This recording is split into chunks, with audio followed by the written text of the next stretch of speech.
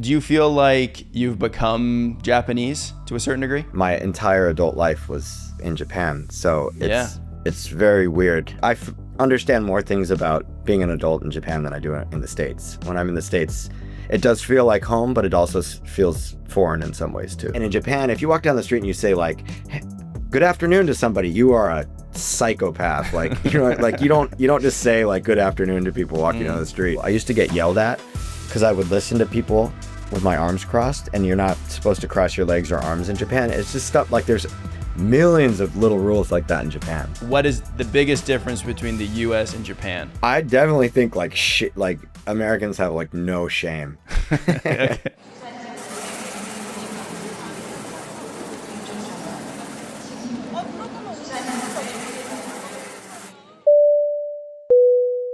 Thanks for doing this, man. I appreciate it. No problem. Thanks for the offer. Yeah, I'm looking forward to getting to know your story a little bit more. Why don't we just jump into it, man? Where are you from originally? Where were you raised? I was born and raised in Oakland, California. So, Okay. yeah, in the East Bay. Until I was about maybe 19 or so. Yeah. Okay, and then where did you go at 19? I went to Japan for 1 year and then came back to the States and then went right back to Japan. So was Japan like your first international trip? Yes. Maybe not. No. I've been to like Jamaica, Brazil. No. Japan, it wasn't my first, but it was like, you know, the main international trip that I did It was the longest one anyway, Yeah, I would yeah. assume. Yeah.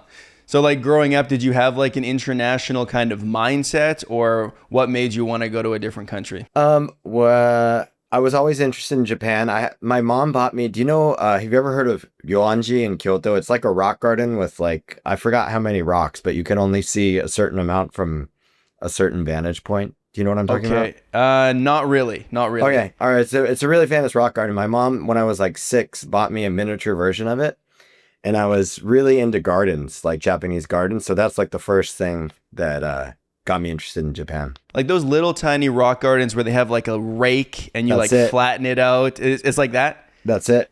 Right. To be honest, I didn't even realize that those were Japanese. Like I've heard of those. I'd seen them in people's like, office cubicles and stuff, but and also the little bonsai trees. Those are also Japanese, right? Yeah, I mean, I don't even know if it's Japanese. It might have been just some American company that made it, but it was marketed as Japanese. And then I was super into like rock gardens and then anime and stuff like that. So right, yeah, the anime seems like it's the more common route. I hear that from people a lot, that they're interested in anime and then they end up going to Japan through that. The rock gardens is a little bit more niche, I feel like. Anime wasn't a thing. Like, this is like the early 90s. So the only anime that, Dragon Ball Z wasn't even on TV when I got into anime. It was, do you know the Sci-Fi Channel?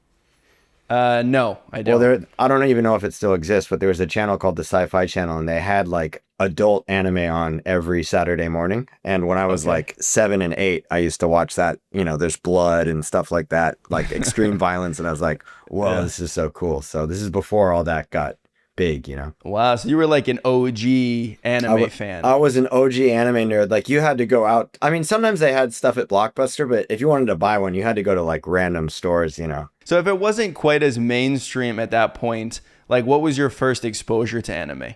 Was it that channel? Yeah, it was the Sci-Fi Channel, and like now you can find anime. Like it's Japan's biggest export, right? But back then, like you had to be pretty weird to be into anime. It was like, as I said, it was a lot more like pervert. I mean, I guess it still is. I guess it's still pretty violent. But back then, the stuff that got to the States was like the most extreme anime that there, Yeah.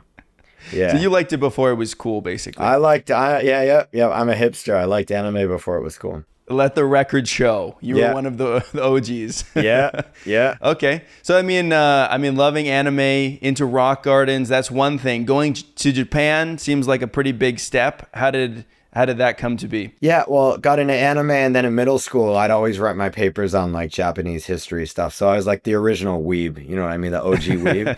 And then, And then in high school, I had a Japanese teacher who also taught math. My high school offered Japanese. Of course, it wasn't like, it wasn't like super intense or like, too thorough, but she definitely got me She influenced me a lot, and she was really cute, and I was a teenager, and I liked her, and we went to Japan together with the class. Oh, cool. So it was a part of the class. Yeah, Like everyone, it was a class trip. Yeah. Interesting. Now, is taking Japanese in high school a common thing in American schools? No, definitely not. I mean, maybe now they have it more, but you know, it's not like I could speak Japanese or anything like that. You know what I mean? It was more just like an exposure to Japan from my perspective. But it was a language course. It was a language Japanese course. History class. Yeah, for sure. Because I talked to Matt vs. Japan. I had him on the podcast before as well, and I believe he started that way too. He had a Japanese language class, and that's in Oregon. Yeah, Oregon. That's right. Oregon, yeah. I mean, he's one of my best friends. So. Yeah, and like I don't know, like I'm from Canada, and so I don't know exactly how the American school system works, but I just assumed that people mostly studied like French and Spanish and things like that. I didn't realize that Japanese was also offered at the high school level, but that's a super cool way to learn a language, you know, earlier in life too. I got lucky. I got very lucky. I did have Spanish before, and I wasn't interested it didn't interest me at all. So I didn't like take any Spanish in.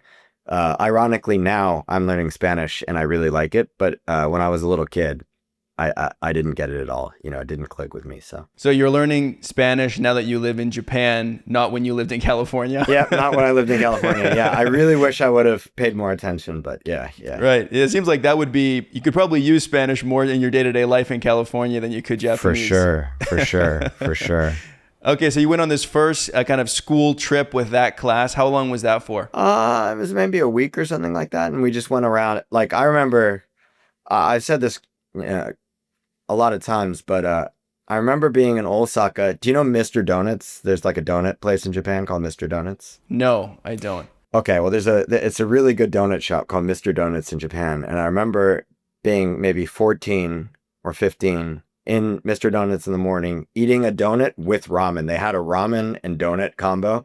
And I don't remember ever being happier, besides maybe my kids being born. But I remember like, whoa, this country is amazing. This is like the authentic Japanese experience. Ramen and Mr. Donut all in the same spot. Yeah, exactly. I mean, the whole country seemed futuristic and, you know, buildings everywhere. Yeah. Because that's something that I'm curious about. I'm a kind of person that I've always been interested in the international community, going to other countries, but I have a tendency to kind of idealize what I think another country will be like. You know, I take like all of the stereotypes, all of the best things, and I mash it together in my mind. And I'm like, the first day, this country is going to be the best thing I've ever seen in my life. And so like you had all this interest in Japanese culture. When you got there, it sounds like it did live up to that expectation. Yeah, it went beyond that expectation for sure. Above and beyond even. Yeah. I mean, now there's so many foreigners in Japan, you know, like you go to Shibuya and it might as well not be Japan. You know what I mean? Especially after that pandemic, it's just filled with foreigners. But back then it felt so foreign to me. It was just this amazing experience. I knew I wanted to go back there. And was there something in particular that made you want to come back? Well, I always liked the culture. I wanted to study more of that. Obviously I was still into anime at that time. Yeah. I mean, and it's funny. I didn't have the goal like Matt vs. Japan to learn Like I never thought like I'm going to get really good at Japanese. It was never a particular goal or anything of mine, but I did like Japan. Yeah. Mm-hmm. And how was your Japanese at that point? I couldn't understand anything. Zero. Okay. Yeah. Okay. Yeah. So the class was an introduction, but it wasn't super comprehensive. Yeah, for sure. I mean, I would say even college courses are just an introduction. Now, is that because the language requires a lot of time to learn, or is it because it's not taught in an effective way in the US? Well, I might be getting ahead of myself, but as I said, like YouTube didn't have Japanese content on it. There was no YouTube when I was in high school, number one. Maybe there, I don't even remember when YouTube started, but I think it was 2006. Yeah. So I guess that's after high school for me. And it's interesting because if you listen, like Matt's maybe 15 years younger than me. I don't know, maybe less, maybe about 10 years younger than me.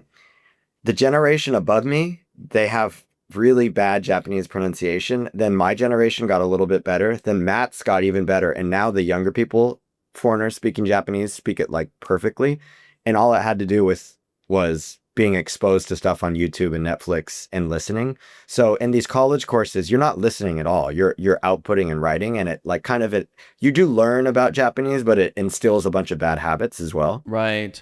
Yeah, I do kind of have a theory about learning languages through kind of institutions or education systems like in school and university, in that like it gets you really good at specific skills, like passive skills. Yes. Listening comprehension, reading probably. But yeah, speaking seems to always fall through the cracks. Like, and I don't know if maybe there's not a super effective way to teach speaking in a school, but it just seems like they never address that super well. Like maybe you do a presentation and it's 10 minutes and that you do 2 of those in an entire semester. And it's like, well, that isn't a lot of reps in terms of actual speaking practice. Or they get you to practice like with your classmates, like, oh, whoever's sitting beside you, read through these questions and ask them about their day and they can tell you about their day.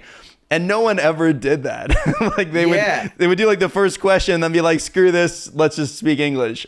Well, I think the main difficulty is that there's not enough listening comprehension. Like I'm of the same opinion as Matt, that if I would have just been listening to Japanese, like say for 4 hours a day for 8 years, I would have just acquired Japanese even without actually studying it. It might have taken a little bit longer. The studying is good because it's like a instruction manual basically for like what type of language this language is.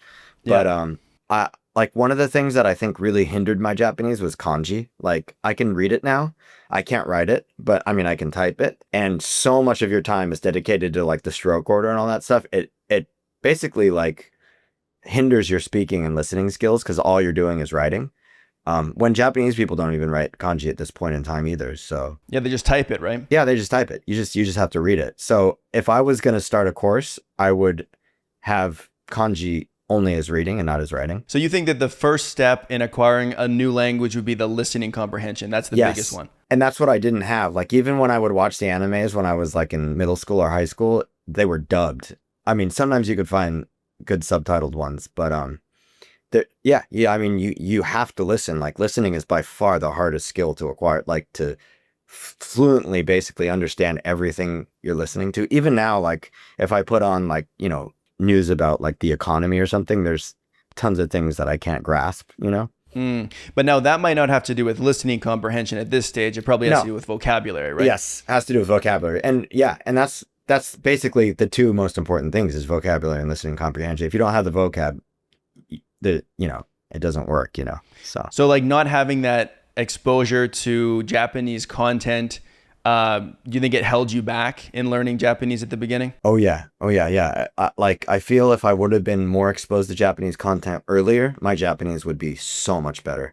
Because I'm not trying to sound humble or sound cool, but my Japanese is like pretty high level. But Matt's even like levels above me, which shows how good you can get from being exposed to the language through listening. Yeah, I think that sometimes we don't consider the resources that are available to a language as a part of the difficulty in learning it. Like it's not just how different it is grammatically from your native language to the target language, although that factors in. It's also about what resources you have to learn about these differences, right? Exactly. My first exposure to learning foreign languages was with Tagalog or Filipino. Okay, and wow. As you can imagine, not a lot of resources to learn that, right? Yeah. And I started that process 11 years ago. So whatever they had today, was even less at that point. And so this whole idea of watching videos that have subtitles in the language, I mean, that just didn't exist for Tagalog. I don't think it exists now, really. And so I never had that. Where learning other languages like German and Spanish, I mean, you're spoiled. You can pick whatever you want. YouTube, even Netflix, will have shows and movies in other languages that has the original subtitles. And so, listening comprehension for me was the hardest thing about Tagalog as well, because I didn't have it, just like what you're talking about. Yeah, I mean, it's really funny. I'll talk to Japanese. I think 2% of the Japanese population is actually fluent in English. Like, it's a very small, maybe I'm wrong, but I mean, like at my level of Japanese, I think it's only like probably 2% of people. And if you ask them, how did you learn English? Besides living abroad or having going to international school. It's usually like, oh, my parents just had me watch like Disney, all like they didn't allow me to watch any Japanese shows when I was a kid or something like that, you know? Yeah. Yeah, you can absolutely just learn a language just from that, basically, right? Yeah. Like you would have to practice other skills later on. Yes. But yeah, if you just had mass exposure, like, yeah.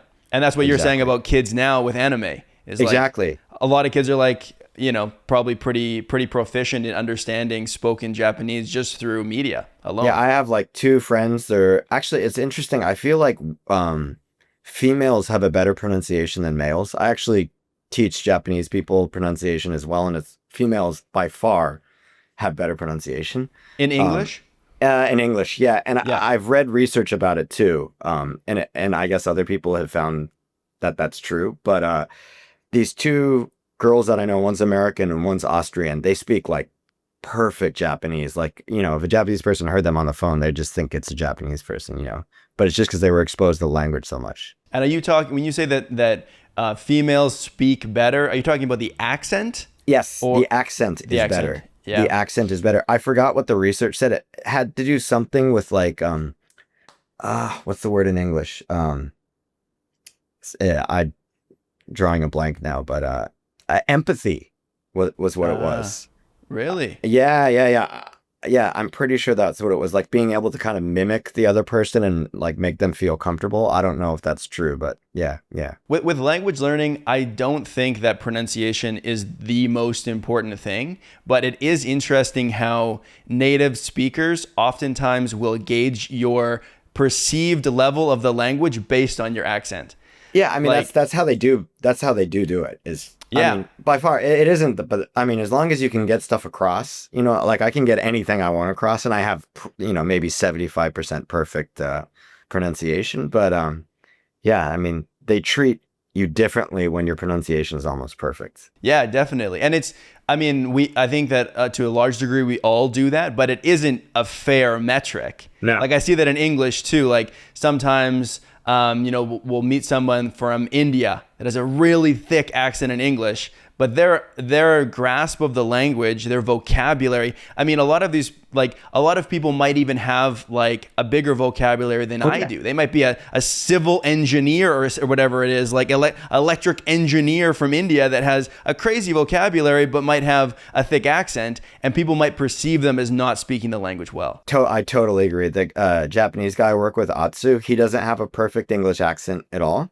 but his grasp of English exceeds mine by far. It's insane how well he knows the English language. Yeah. Like the pronunciation is one thing, but there's all kinds of other skills that you also need to have, right? Totally. Yeah. So, I mean, let's bring it back now to how you ended up living in Japan, because you live in Japan now, right? Yeah. I'm still in Japan. Yeah. 18 years this month. 18 years you've been in Japan. Wow. Okay. Yeah. That's a long haul. Yeah.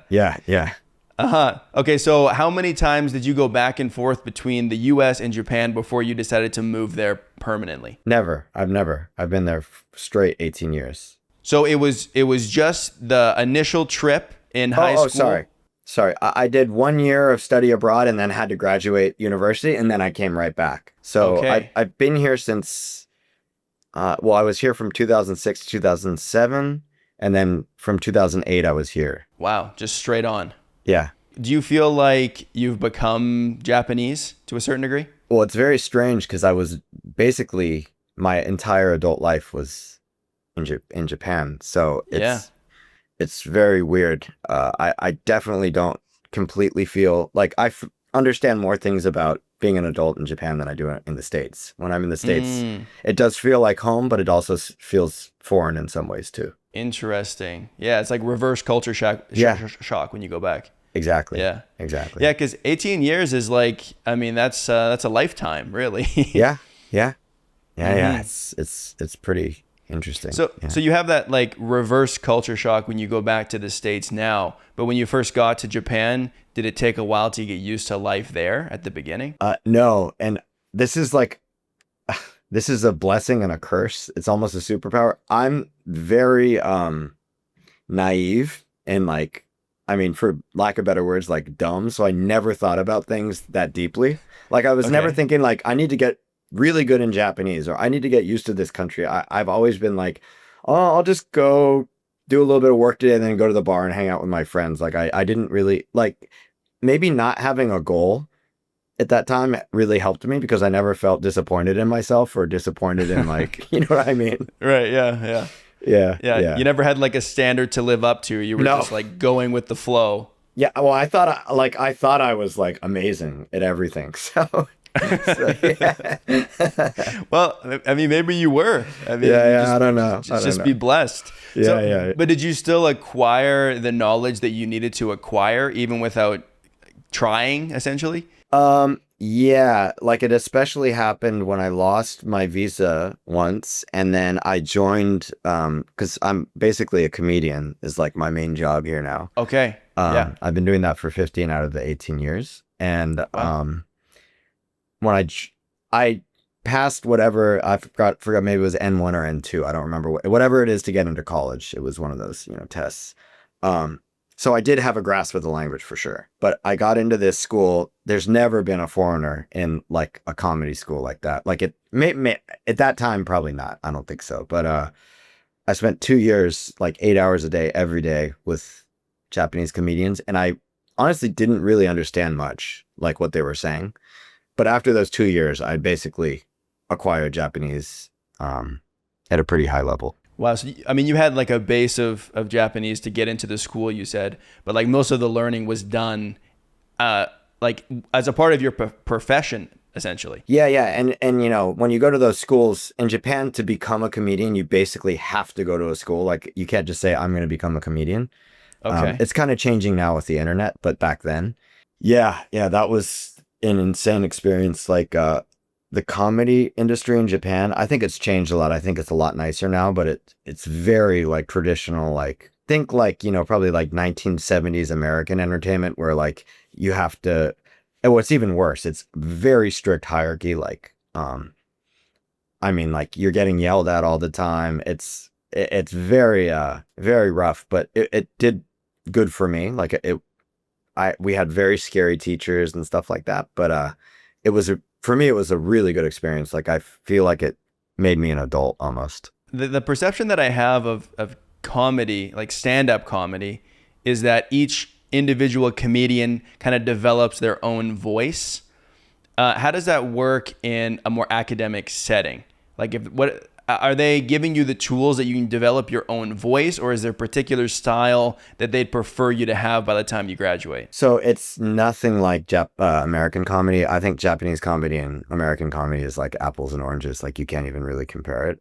It's a lot more poppy here, number one. And basically, you must create a persona for yourself. Like if you're an American, you can't do jokes that aren't about being an American. Like it would make no sense. People would see you on stage and be like, why does this guy look like this? But he's, you know what I mean?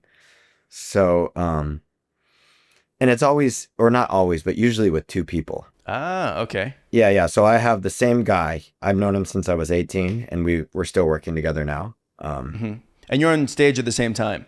Yeah. We're on stage at the same time. It's like kind of like stand-up comedy, but with two people. Okay. Yeah. You're kind of like riffing back and forth. Exactly. I think it was like, the original, how can I explain it? I think vaudeville comedy really influenced Japanese modern comedy. Yeah.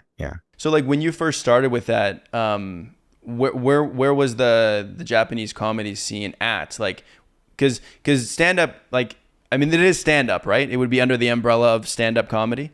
Yeah, I guess since it's on stage, but it's a dialogue between two people, so it requires, I feel like, even more suspension of disbelief because it's like a fake conversation between two people that have actually practiced the conversation on stage. When you're doing stand-up comedy, it feels like the goal is to make it not sound like you practice it for hours and hours. Right. But the performative aspect of manzai, which is Japanese stand-up comedy, is, from my perspective, really obvious. I almost think like pro wrestling is a closer analogy. Yeah. What about like sketch comedy? Is it they have that too. They have have really good sketch comedy in Japan as well. So it's either stand-up. Okay. Manzai is like stand-up comedy, and sketch comedy is called konto, which came from French. But the acting aspect of sketch comedy has always just been difficult for both me and my partner, so we never tried to do it. Yeah. Mm-hmm.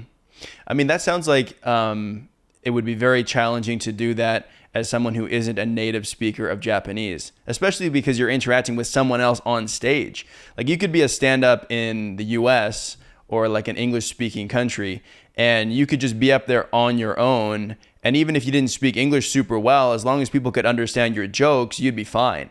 Like you could just get good at doing that one thing. But if it's like conversational, I mean, I suppose like you're saying, it's like pretty practiced, but like you still need to like understand what's going on. Like it feels like it's using more linguistic abilities than American stand-up. Oh, it helped my Japanese so much. Like you have to read, you have to write, you have to like say it, you know what I mean? And it's so tempo based, like it's very fast.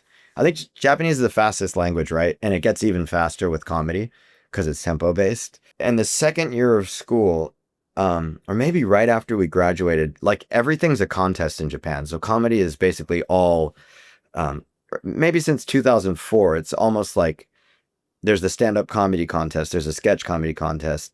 Everything is, even small shows are like, who got the most laughs? You got up to this level. These people dropped down to this lower live show type of thing. We got to the finals of this really big contest. I don't know how we did it because we sucked. But part of it has to do with being an American, right? Because they haven't really, there's a novelty involved.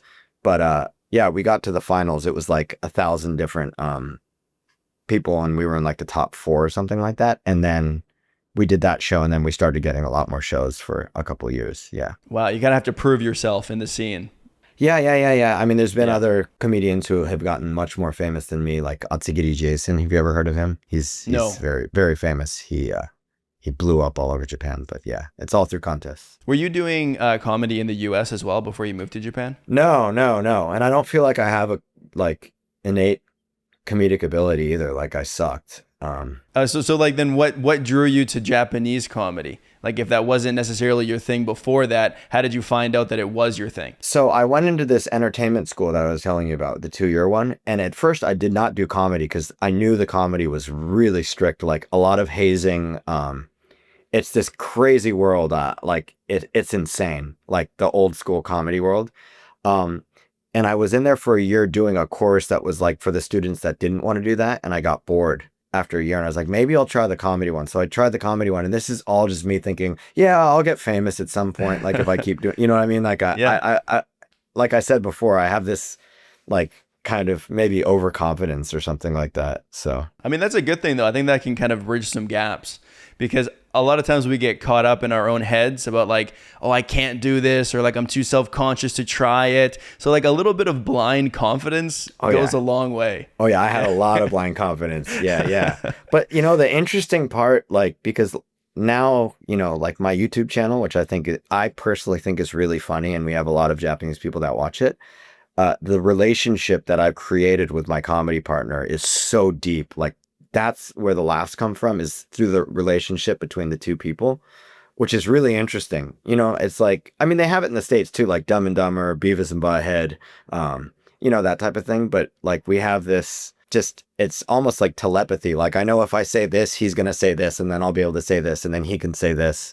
So yeah. I mean, you see that too with like, the podcast scene now, right? There's so many comedy-based podcasts, and they work better with two hosts essentially, right? There's the Bad Friends and We Might Be Drunk and all this kind of stuff. And even if they don't have a co-host, they always have guests that they can play off of, right? Comedy on your own in an unscripted format is hard, I think.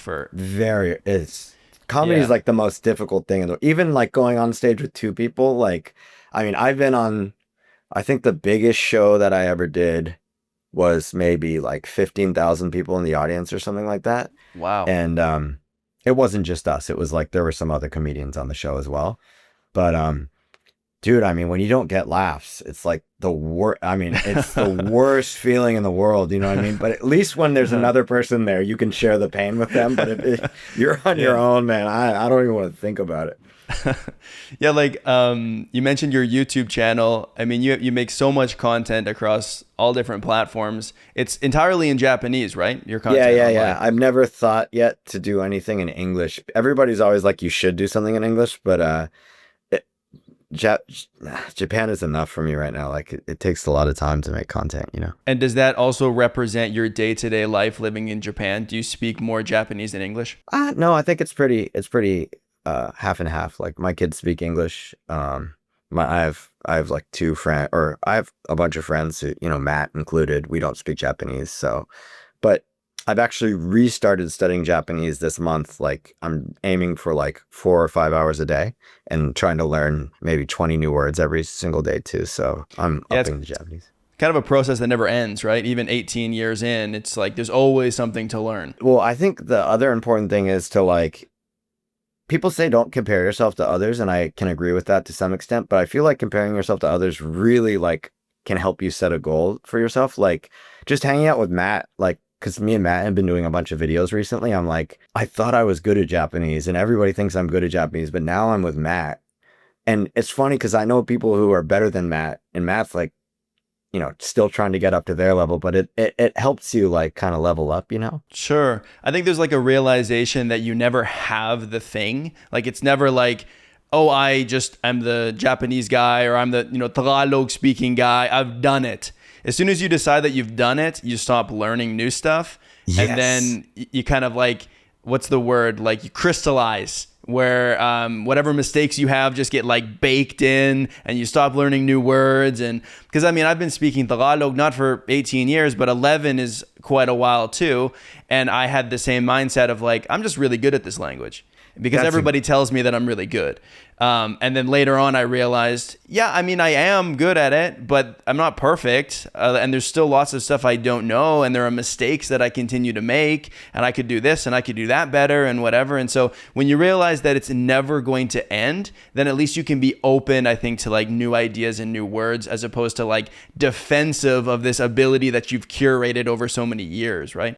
Well, dude, I was like looking at videos of myself like 10 years ago recently, and I was like, God, I haven't gotten any better in 10 years. This is like horrible. Because I thought, like just what you said, I was like, yeah, I'm really good at Japanese. I'm better than almost everybody I know. Like, you know, Japanese people can't believe how good my Japanese is. But then I see myself and I'm like, nah, Nick, you could have been getting better at Japanese, and you were staying at this level for so long. I mean, you also get like slower gains the longer you've spoken a language, I think, right? Totally. You get those like newbie gains at the beginning where everything is like a new discovery, and you're, you know, trying, like, because when you start from zero and then you learn 50 new words, I mean, like you've like 50 times your ability. Yeah. Once you've been speaking for 18 years, it's like, yeah, you're not gonna be able to times 50 what you can do right now. Like, you know what's really interesting about people who are getting really good at Japanese, and I hope Matt doesn't watch this, but I'm gonna criticize Matt a little bit. His Japanese is so good that he's not perfect either, but it's unnatural because his vocabulary skill is so above Japanese people that he'll use words that like a normal Japanese person just like doesn't use, which makes it sound like, it almost sounds like AI speaking. Right. It's so funny, like the level you can get to. Yeah. I mean, it depends what your goal is, right? Like, is your goal to master a language linguistically, grammatically, and all of these things? Or is your goal to speak like people who have that as their first language? Because those are two different things. And it also depends on what environment you're in, right? Do you want to be an academic? Do you want to write research papers in Japanese? Because that's going to be different than just talking to people on the street or in a bar or something like that. And Tagalog definitely has that same thing where like it's almost two different languages. They have the formal registry, which is like newspapers, on the news, sometimes it's in movies. And then they have the registry that everyone else uses on the street. And they are so different. Sometimes I honestly think they're different languages. Yeah. Because they use different words. Like, yeah, everything is different. Yeah, Japanese is like that too. I mean, are there a lot of Spanish loan words as well? Yeah. Like with vocabulary. Yeah. Not with grammar so much, but definitely, some words. Mm-hmm. Man, that's so interesting because it's like such a language that there's just not much exposure in general, right? Yeah, like they have, they got the exposure from the Spaniards historically, right? Because it was a colony of Spain for like 300 years. And then they got a lot of exposure from the Americans as well, because it was also like a U.S. territory for a while.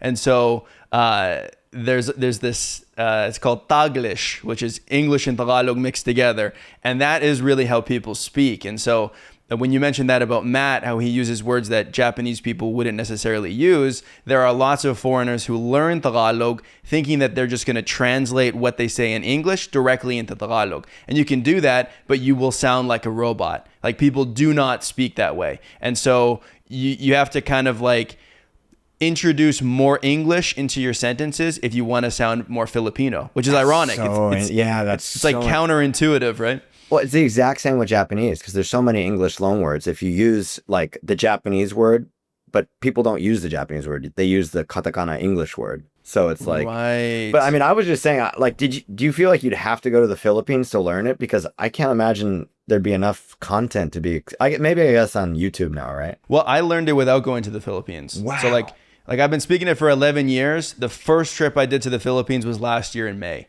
So wow. Like, I spoke it for a decade before I even went to the country for the first time. So do you have to go there? No. Is it hard to get exposure? It depends what environment you're in. I mean, I surrounded myself with Filipino people in Canada.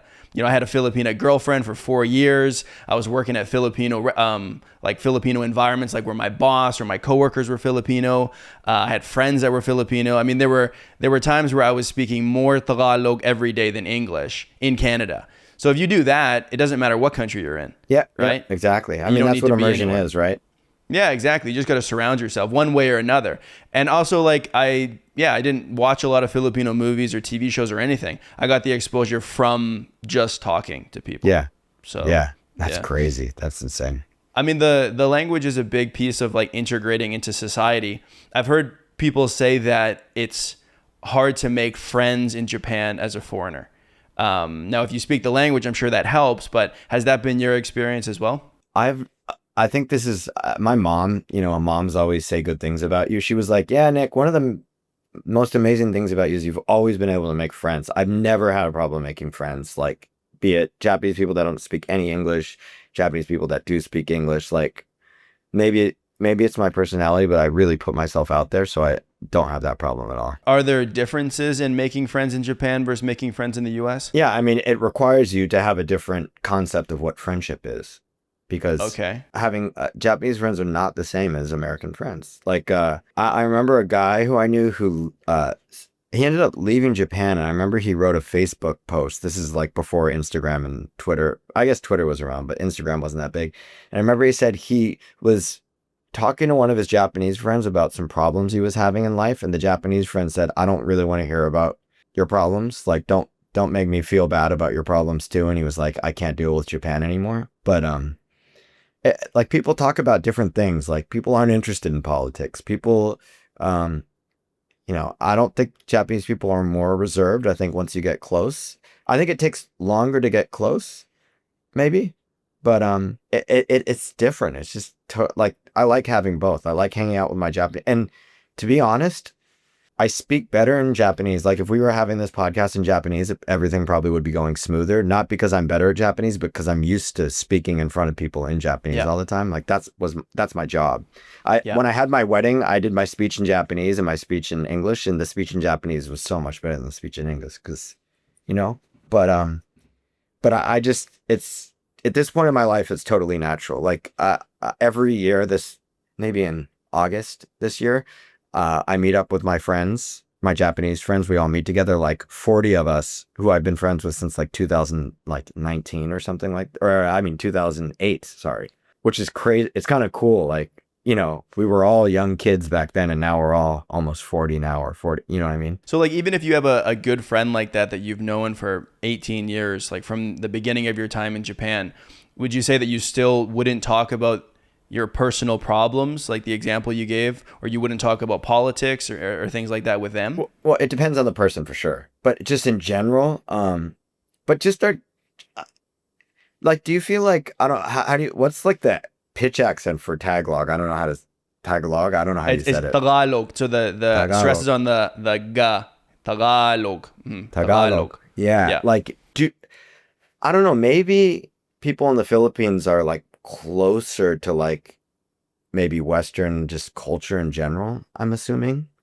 Because actually, yeah. people in the Philippines do speak English like so Yeah. much better than Japanese people do, right? I would say the closest, I think Filipino culture is closer to Latin culture. Yeah, yeah, for Yeah, sure. there's a lot of overlap there with how people interact and the openness of the society as well. Like Canadians are much more reserved than both Filipinos and most Latinos as well. You know what's interesting is, so I've been doing Spanish for 3.5 years, and it's actually very difficult at this age, but I've kept at it, and I've actually gotten quite okay at it. I mean, I'm not fluent in any way, shape, or form yet, but when I watch, Latin American countries or even Spain, and I hear the conversations, I'm like, oh, you could just have this conversation in English. Like there's no difference. Like, I mean, obviously they have cultural differences than America, but it's very like ridiculously similar. And then, like, if I knew nothing about Japanese as a language and I was listening to a Japanese person in an interview, I would think they have some wisdom or something that, like, I don't have, but it's not wisdom. It's just a totally different concept of communication. That's outside of the language. You mean just the topics that people talk about? Yeah, just the way people act and the way people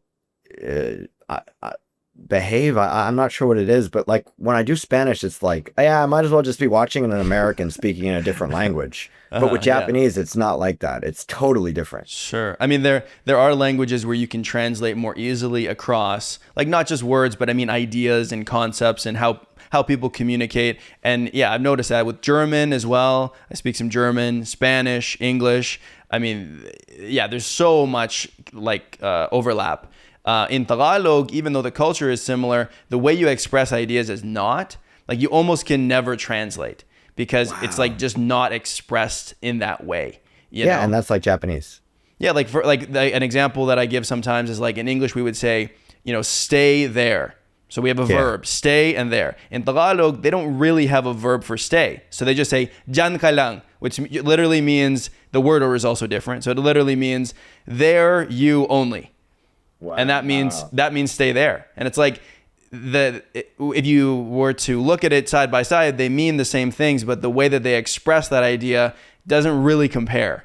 And so is that what you're talking about as well? Exactly. Like, yeah. I mean, Spanish really, like even the same idioms and stuff, like you'll hear it in Spanish, like, oh, wait, we have that one too. You know what I mean? Yeah. Mm-hmm. But it's not like that in Japanese. I mean, they have that sometimes, but so you're saying that often. When you make friends, you have to learn this new way of communicating, this new definition of what communication is. And it depends on your Japanese level, because if you don't really understand Japanese, they'll calibrate themselves as well as they can to like, and there's obviously more international Japanese people now that there's the internet. I mean, it's totally different now, actually. It's so many more Japanese people speak English. So. And is that communication, like, why is it so different? Is it linguistically motivated? Does it come from the social hierarchies in Japan? Is it just a unique thing to the Japanese culture? Like, where does that come from? Well, I mean, it's just like it's just the culture. Like, I have kids, and it's normal, like in the States, to be like, "I love you, buddy," or something like that. You know what I mean? But like in Japan, you would never say that to your. It'd be totally weird, Parents would never say to their kids, "I love you." I love you. No. I mean, even the word "I love you" is like almost a crazy person word in Japanese. Okay. Like if you said "I love you" to like, say I was like a 22-year-old guy, and to my girlfriend I said "I love you" after like 2 months, I'd be like totally insane. Interesting. I mean, I guess the things that we talk about and the way we express ourselves often represents what the cultural values of a place is, right? Like what are the cultural values of a Japanese person, an American person, a Canadian person? So like, what would you say Japanese people value above all? Or like it's the top ones, I guess. I don't know if this answers your question, but I feel like, for instance, like the concept of love is shown through actions way more than verbal communication. So it's like love is still valued the same way, but it's expressed differently. It's expressed differently, totally differently. And then also, like, it's really funny if you watch like MMA or like, I'm really into like fighting and jujitsu and all that stuff. Japanese people are a lot more, God, what's the word in English? It sucks. I forget English now too. Kenzon suru. What is the word? They're more, what is it when you like, you're not, what's the opposite of overconfidence? It starts with an H. Humble? Humble. That's it. That's it. Humble? Yeah. See, can you believe it? 18 years. That's the bad part about living. Humble. So like you'll see like a Japanese fighter like bow to everybody and like really nice thing. You'll see like a foreign fighter with like tattoos all over them, and then the Japanese guy will end up beating him and just go like that, and it makes the Japanese guy look so cool because he wasn't like so overcome. Like Japanese people really try to make it so like they don't look like they're above you. Humility is important. Yeah, humility is like super important in Japan. I can't believe I forgot that word. I mean, I wouldn't necessarily say that humility is like a super popular value in Canada or the US. Would you agree with that? No. Not like when you give something to somebody in Japan, you're like, this sucks, but here you go. Like in Japan, in America, we'll be like, I found this really cool thing for you. You know what I mean? Like it's almost the opposite. Like you're gassing it up instead of like diminishing it. Exactly. Like when somebody comes into your house here, somebody will be like, 散らかってるけどどうぞ, which means like my house is filthy, but like come in, and the house is like totally clean. You know, so like, is this the way that Japanese people actually feel? Like, do they really think that the thing sucks and their house is dirty, or do they just say it? No. It's just like so ingrained in the culture, you know. I mean, do you think that affects the way that people like see themselves? Like, do people have less confidence in themselves? Yes, I do feel like that. I actually have a friend who's a very famous, like huge YouTuber in the States, but he lives in Japan, and he usually does health, like just stuff on health, like health in general. And we were talking about testosterone and how people with higher testosterone are more likely to talk to people on the street randomly, like without thinking, just because you're more, you know, you do more risky behaviors and stuff like that. And in Japan, if you walk down the street and you say like, hey, good afternoon to somebody, you are a psychopath. Like, you know, like you don't just say like good afternoon to people walking down the street. And we were just wondering if that had anything to do with like testosterone levels or something. We were just like, you know, riffing, like, you know, but like how risk averse people are. Yeah, and Japan is not risk averse. Like that, like everything is to reduce risk. Like everything, even social risks. Even social, like, I mean, this is an outdated philosophy or outdated anthropologist. Do you know Ruth Benedict? No, I don't. There's tons of criticism of her ideas, even though I think they're actually pretty good ideas. But she was basically researched Japanese people during World War II to kind of figure out like what were the main differences between America and Japan. And she couldn't go to Japan, so I think she went to the internment camps. And her basically outdated theory was that America is guilt culture and Japan is shame culture. So guilt culture is basically morals from the inside of like what God would think about you. I won't do this because this is a sin, or I won't do this because I'll feel guilty about this. Whereas Japan is, I don't do this because I don't want people to see me doing this or think about me in this way. Right. So in Japan, this is like a very famous example. People stop at red lights at like 3 a.m. when there are no cars in sight and there's no way a car is going to come. And then there's the funny comedic anecdote that when, you know, some random foreigner crosses the red light, the other people will follow behind them and just like cross as well. So, you know, obviously it's more complicated than that. You know, there's a lot more things to say, but people care so much about what other people think about them. I mean, like, let's say that her theory was outdated and it was done a long time ago and whatnot. What about based on your data set that you have over the last 18 years? What is the biggest difference between the US and Japan? I definitely think like Americans have like no shame. Yeah. I mean, it's a good thing in some ways too, but I mean, like, it really keeps society in check in some way. Like, you don't see graffiti on the you know, on the subways. You know, people do get drunk, but you don't really see fights. It's everybody kind of, they don't look out for each other, but everybody is kind of keeping each other in check. I don't know how to explain it. It is stressful in some ways for some people. It's not stressful really for me, but. Was it always not stressful for you, or when you were still learning? It was never these stressful rules? for me. Let me give you an example. In California, where I'm from, during the pandemic, there were like strict lockdowns. Like, you could not have your store open if it wasn't necessary. You know what I'm talking about. In Japan, constitutionally, they can't do that. But what they did do was they would put the name of the store up on TV and embarrass them. So everybody just didn't didn't open their stores just from fear of having their name on. That was enough.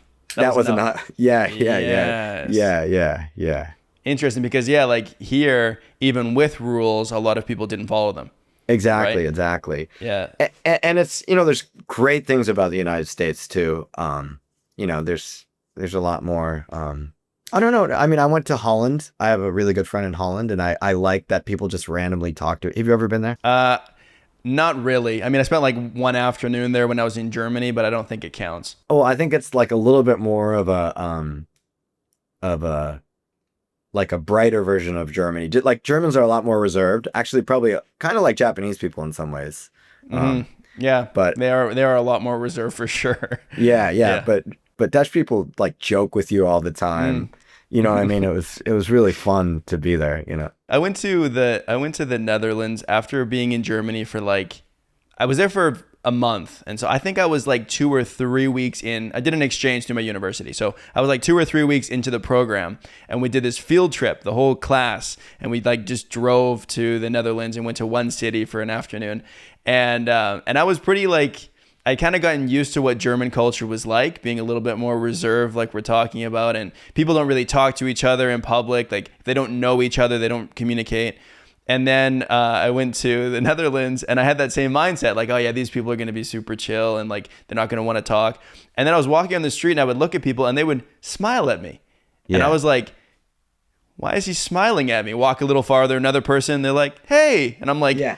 What are you doing? This isn't what people do in Europe. Because I had such a limited experience, right? Exactly. Yeah. I remember I got to the customs place in Holland, and he was like, "Are you Dutch?" And I was like, "I mean, do I look Dutch?" And he was like, "Yeah, you're way too short to be Dutch." Okay, they would never say that in Japan. Yeah. Well, the Dutch, because I flew into the Netherlands as well. That was my first. When I was first going to Germany, I flew into Amsterdam and then took another flight from there. So I had to go through the Dutch immigration as well. And they argued with me about my name. They were like, "Are you Dutch?" And I was like, "No, I'm not." And they're like, "Your last name is Dutch." And I'm like, "Well, it's German." And they're like, "No, it's Dutch." And I was like, wow. Okay, I don't know what you want from me. Okay, I'm Dutch then. Just let me in. Whatever it takes. Are you half German? I'm full German. I'm basically on both sides of my mom's German, so. Okay. Yeah. There's a lot of German heritage in North America. A lot of people from over there, but yeah, my dad's side and my mom's side both have very German names and stuff. And so it was quite a while back, pretty far back into history that we immigrated to Canada, but I still have the last name obviously. And so they were convinced that it was Dutch. And I was like, yeah, okay, whatever you say. My mom is German and my dad is Scottish, Hawaiian, and Chinese. So it's a very strange mix. It is a mix. And now you live in Japan. So it's now I live in crazier Japan. Mix. Exactly. So being someone from the US who doesn't necessarily have those cultural values that they uphold in Japan. I mean, you said that it wasn't a hard process to get used to that, but did you feel like you were making a lot of mistakes when you first moved there, without knowing it? I think, and maybe people watching this will be like, "Nick, you suck," but I don't really care that much about what people think about me, even here. And the funny thing about Japan is when you actually don't care about what people think about you, there are almost no repercussions. It's so funny. You can just get away with whatever. Yeah, people think there'll be repercussions. These comedy companies are so rigid. You're supposed to do whatever they tell you to do and stuff. And I never do that. I was like, nah, I don't want to do that. And they're like, okay, fine. And maybe it's because I'm American, but I know Japanese people like that too. A lot of successful Japanese people are Japanese people that don't care about what people think about them. They get into these leadership positions. Yeah. But the society doesn't cannibalize you for that. They don't punish you for it in social ways. If you apologize, yeah. Because in Japan, people apologize for everything. But there are people that, for instance, I think, and I'm not romanticizing this at all. I think it's really interesting because Yakuza or people in these mafia, they don't care at all. I mean, obviously, it's a lot more rigid and structured than America or other countries, but just their personalities are have you ever heard of Horiemon? He's a entrepreneur in Japan. I think he went to prison. And when you go into prison in Japan, your career's done, as an entertainer. I don't know how he did it, but I'm pretty sure he went to prison. I forgot what it was for. Maybe I'm mistaken, but he says whatever he wants, does whatever he wants, has this like kind of bad mouth persona, and people forgive him for everything. And I'm like, more of you guys could do exactly what he's doing, but people just don't do it, you know? Is it like kind of cathartic for Japanese people when they see Yes. someone speaking their mind and sticking it to the man? Exactly. And the other thing is like for like say a normal entertainer, say there's actually once in a while somebody will get in trouble for like drugs, like MDMA or something like that. Usually their career is done. Like you don't get Really? a second chance. Yeah. And once you've done it, you go into this room filled with reporters and you get on your knees and you like apologize to all of Japan.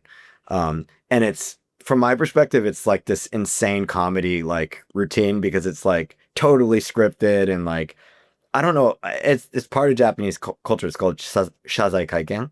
And yeah, I mean, there's just like, do you remember when Martha Stewart, do you know Martha Stewart? Yeah. Yeah. Remember she went to prison?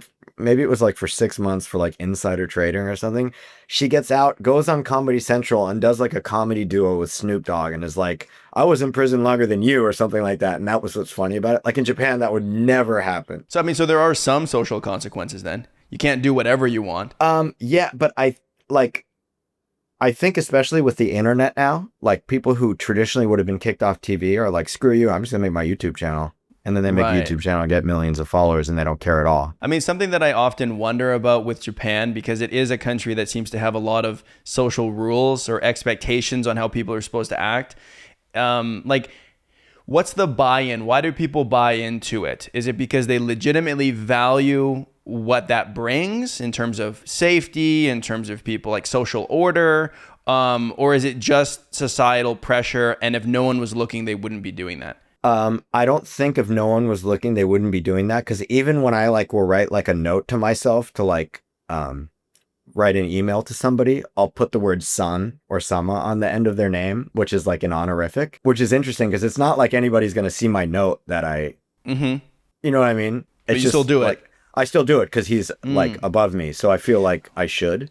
But it's a mix between social pressure and then it's a mix between those things for sure. But then, okay, then how do you kind of make sense of those two things? Of having an attitude that says, I don't care what people think and I'm just going to do me.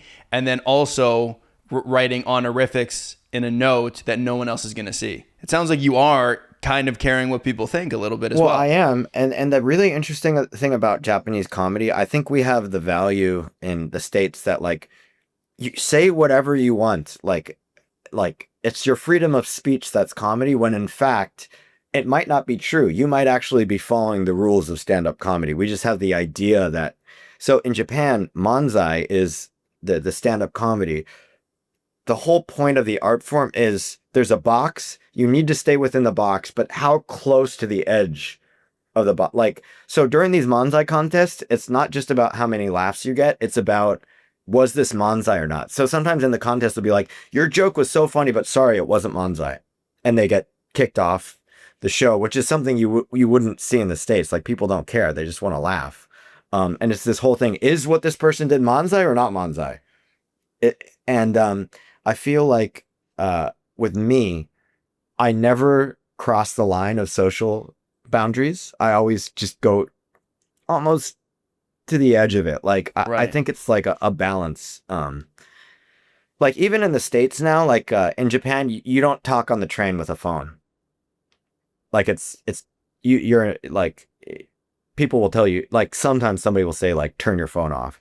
But even in the States, I don't feel good about talking on my phone in the train just because I've been so used to, you know. It's all like in comparison, like what culture are you in? What is like relative? So like in Japan, you might be pushing the limits, but in the US, you're probably like, you know, a saint in terms of being in public. In the States, they're not just on the phone, they're on the speaker phone. You know what I mean? Like, playing music. They're playing music without headphones and stuff like that. Yeah.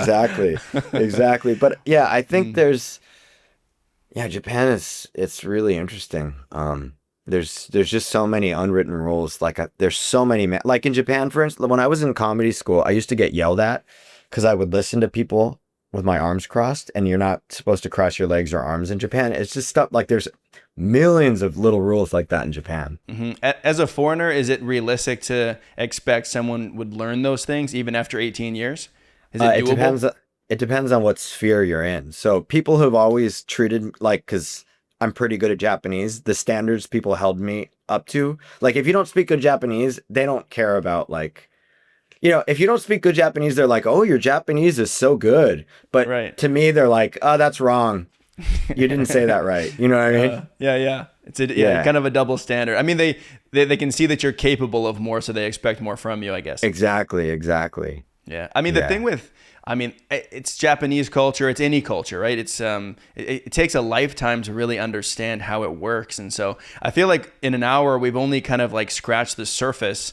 Maybe we should do another one of these calls in the future. I mean, you are a wealth of knowledge on Japan after being there for so long. So there's tons of things that I'd like to get into and questions that I didn't ask, but I think that'll have to be it for today. But sure, anytime. Thank you for doing this. Yeah, for sure. If you want to do it again, just let me know. Yeah. Thank you. I think that would be great. I think people would love it as well. Before we wrap up though, tell people how they can find your content online. Yeah, this is a YouTube video, right? Yes. I mean, it comes out in a different forms all over the place, but yes, YouTube and I guess.